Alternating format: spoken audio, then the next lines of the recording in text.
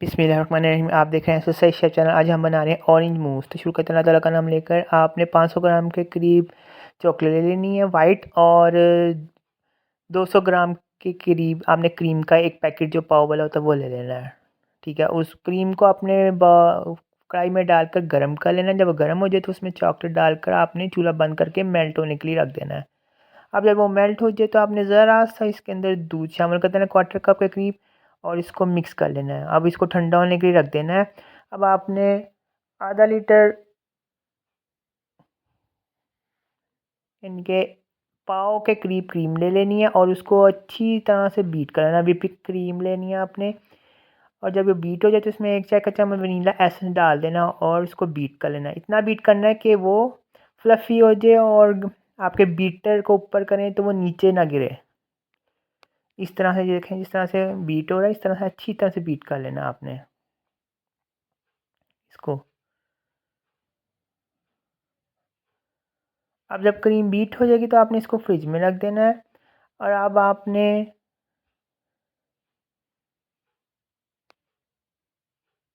Orange لے لینے تقریباً 6 عدد، اور ان کا جوس نکال لینا اور اس کو چھان کے سوس پین میں شامل کر دینا ہے. اور اس میں آپ نے 4 ٹیبل سپون کے قریب شوگر شامل کر دینی ہے اور اس کو بوائل ہونے کے لیے رکھ دینا ہے. جب یہ بوائل ہو جائے اور چینی میلٹ ہو جائے تو آپ نے 3 ٹیبل سپون کے قریب لے لینا ہے.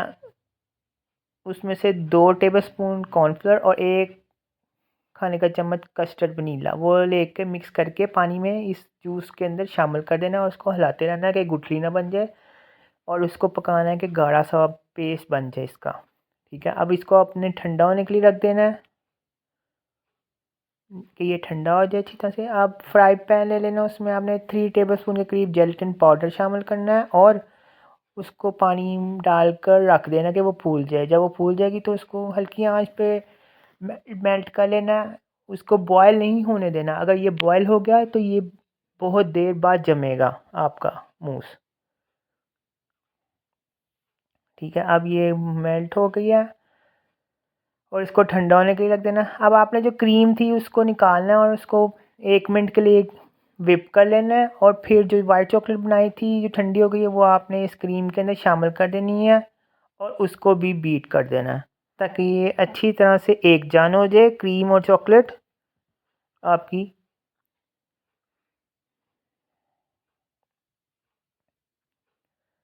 اب آپ نے جو اورنج سوس بنائی تھی ٹھنڈی ہونے کے لگی تھی وہ آپ نے اس کے اندر تھوڑی سی شامل کر دینی ہے مکسچر میں چاکلیٹ والے. ٹھیک ہے، اور اس کو بھی بیٹ کر لینا ہے. اور ساتھ ہی آپ نے 1 پیکٹ اورنج جیلی کا لینا ہے. اس کو پاؤڈر کو آپ نے تھوڑا تھوڑا کر کے ڈالتے رہنا ہے اور جو ہے اور بیٹ کرتے جانا ہے تاکہ کہیں گٹھلیاں نہ بن جائے. ٹھیک ہے، اب ساری آپ نے جیلی ڈال کر بیٹ کر لیا. اب جو جیلیٹن آپ نے رکھی تھی ٹھنڈی ہونے کے لیے وہ شامل کر دینی ہے اور اس کو مکس کر لینا ہے اچھی طرح سے. اور چند قطرے اس میں اورنج کلر اور اورنج ایسنس کے شامل کر دینے ہیں ½ ٹی سپون کے قریب اور بیٹ کر لینا ہے. اب یہ مکسچر تیار ہو گیا. اب آپ نے کیا کرنا ہے، باؤل لے لینا ہے. اس کے اندر آپ نے ٹی کیک لینا ہے، اس کو نیچے لیئر بنا دینی ہے اور پھر اوپر دودھ ڈال کر اس کو سافٹ کر لینا ہے اور اس کے اوپر آپ نے جو چاکلیٹ کا مکسچر بنایا تھا اورنج جیلی والا وہ ڈال دینا اور لیول کر دینا ہے. ٹھیک ہے، اب جو اورنج سوس تھی آپ نے اس کو پائپنگ بیگ میں بھرنا ہے اور اس کے اوپر آپ نے پور کر دینا، یعنی کہ اوپر ڈال دینا ہے اور اس کو فریج میں رکھ دینا ہے کہ یہ جم جائے. آپ نے اس کو 1 گھنٹے کے لیے رکھ دینا ہے. فریج میں رکھ دیں یا فریزر میں رکھ دیں، اگر جلدی ہے تو فریزر میں رکھ دیں.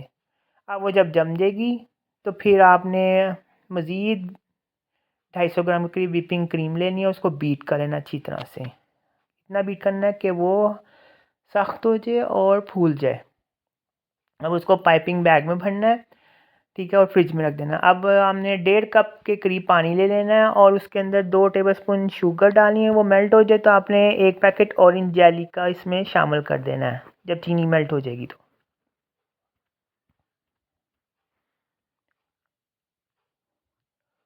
ٹھیک ہے، اب یہ میلٹ ہو جائے گی تو اورنج جیلی شامل کر دی ہم نے، اور اس کو بھی پکا لینا ہے کہ یہ اچھی طرح سے مکس ہو جائے، اس کا دانہ ختم ہو جائے اور تھوڑی سی گاڑھی بھی ہو جائے۔ اب آپ نے اس جیلی کو ٹھنڈا ہونے کے لیے رکھ دینا ذرا سا، ٹھیک ہے۔ اب آپ نے کیا کرنا ہے، جو آپ نے مکسچر فریج میں جمنے کے لیے رکھا تھا وہ نکال لینا ہے، اور جب جیلی ہلکی سی ٹھنڈی ہو جائے تو وہ گرم ہونی چاہیے، جمی ہوئی نہ ہو، تو آپ نے اس مکسچر کے اوپر ساری جیلی کو پھیلا دینا ہے اور وپنگ کریم لینی ہے اور اسے پائپنگ بیگ سے ڈال کر سجا لینا ہے سائڈوں سے اور درمیان سے، ٹھیک ہے۔ لیجئے یہ مزیدار اور خوبصورت اور تیارہ، میرے چینل کو سبسکرائب کریے گا، لائک کریے گا، فالو کریے گا۔ اللہ حافظ۔